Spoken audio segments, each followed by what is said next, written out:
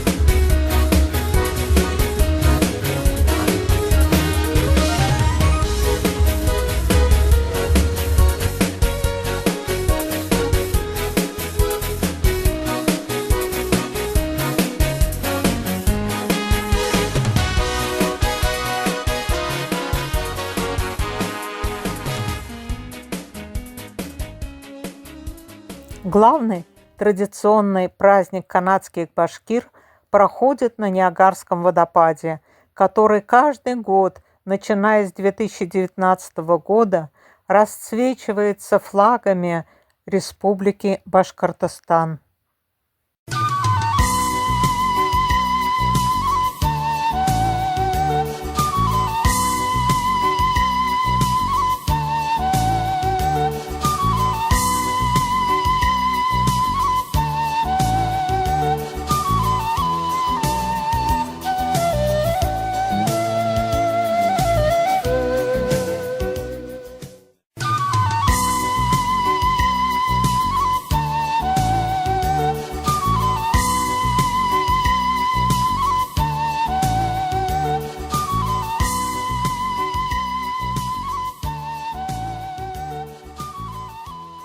В каждой башкирской семье в Канаде есть башкирские сувениры, музыкальные инструменты, курай, кубыс, башкирский мед, чай с травами.